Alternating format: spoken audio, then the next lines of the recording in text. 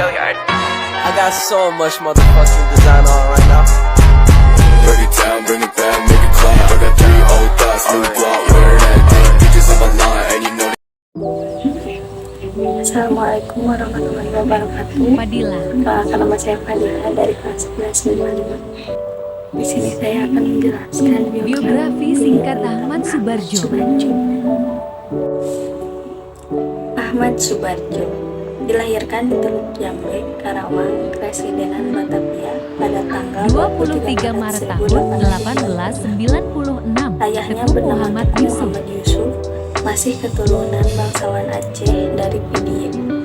Kakek Ahmad Soebardjo dari pihak ayah adalah Ulai Balang dan ulama wilayah Lueng Putu. Sedangkan Teku Yusuf adalah pegawai pemerintahan dengan jabatan mantri polisi di wilayah Teluk Jambe, Karawang. Ibu Ahmad Soebardjo bernama Wardina. Ia keturunan Jawa Bugis dan merupakan anak dari camat di Teluk Agung, Cirebon.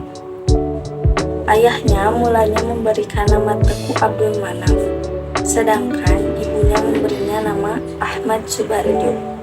Nama Jojo Adisorjo ditambahkannya sendiri setelah dewasa, saat ia ditahan di penjara Ponorogo karena peristiwa 3 Juli 1946. Ia bersekolah di Horrid Burgers School, Jakarta.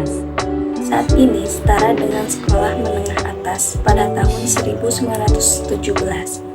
Ia kemudian melanjutkan pendidikannya di Universitas Leiden, Belanda, dan memperoleh ijazah Master in Direction, saat ini setara dengan sarjana hukum, di bidang undang-undang pada tahun 1933. Riwayat perjuangan Ahmad Soebardjo.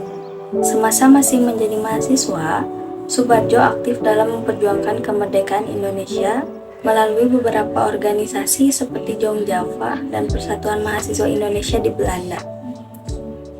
Pada bulan Februari 1927, ia pun menjadi wakil Indonesia bersama dengan Muhammad Hatta dan para ahli gerakan-gerakan Indonesia pada persidangan antarbangsa Liga Menentang Imperialisme dan Penindasan Penjajah.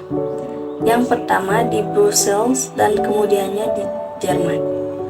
Pada persidangan pertama itu juga ada Jawaharlal Nehru dan pemimpin-pemimpin nasionalis yang terkenal dari Asia dan Afrika. Sewaktu kembalinya ke Indonesia, ia aktif menjadi anggota Badan Penyelidik Usaha Persiapan Kemerdekaan Indonesia atau bisa disebut dengan BPUPKI. Dan kemudian Panitia Persiapan Kemerdekaan Indonesia atau PPKI. Peristiwa Rengas Dengklok. Pada tanggal 16 Agustus 1945, para pemuda pejuang termasuk Chairul Saleh, Soekarni, dan Wikana, Sudarso Singgih, dan pemuda lain membawa Soekarno dan Muhammad Hatta ke Rengas Dengklok. Tujuannya adalah agar Insinyur Soekarno dan Dr. Andes Muhammad Hatta tidak terpengaruh oleh Jepang. Peristiwa ini dinamakan peristiwa Rengas Dengklok. Di sini, mereka kembali meyakinkan Soekarno bahwa Jepang telah menyerah dan para pejuang telah siap untuk melawan Jepang apapun risikonya. Di Jakarta, golongan muda Wikana dan golongan tua yaitu Ahmad Soebardjo melakukan perundingan. Ahmad Soebardjo menyetujui untuk memproklamasikan kemerdekaan Indonesia di Jakarta. Maka diutuslah Yusuf Punto untuk mengantar Ahmad Soebardjo ke Rengas Dengklok. Ahmad Soebardjo berhasil meyakinkan para pemuda untuk tidak terburu-buru memproklamasikan kemerdekaan. Bukan Ahmad Soebardjo yang memberikan jaminan dengan taruhan nyawa, bahkan proklamasi kemerdekaan akan diumumkan pada tanggal 17 Agustus 1945 selambat-lambatnya pukul 11:30. Dengan adanya jaminan itu, Komandan Kompi Peta Rengas Dengklok Sudarso Subeno bersedia melepaskan Soekarno dan Hatta kembali ke Jakarta. Naskah Proklamasi. Konsep naskah proklamasi disusun oleh Bung Karno, Bung Hatta, dan Ahmad Soebardjo di rumah Laksamana Muda Maeda. Setelah selesai dan berargumentasi dengan para pemuda, Dini hari 17 Agustus 1945, Bung Karno pun segera memerintahkan Sayuti Melik untuk mengetik naskah proklamasi masa setelah kemerdekaan.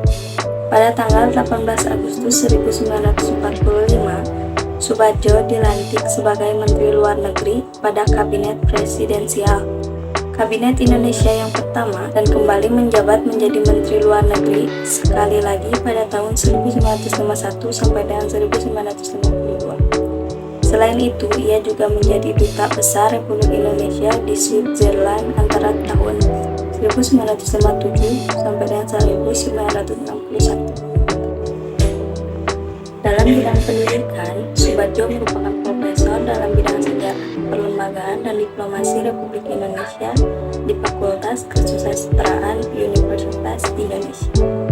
Ahmad Soebardjo Djodjoadisorjo meninggal dunia dalam usia 82 tahun pada tanggal 15 Desember tahun 1978 di Rumah Sakit Pertamina, Kebayoran Baru akibat flu yang menimbulkan komplikasi. Ia dimakamkan di rumah peristirahatannya di Cipayung, Bogor. Pemerintah mengangkat almarhum sebagai pahlawan nasional pada tahun 2009. Sekian yang bisa saya sampaikan.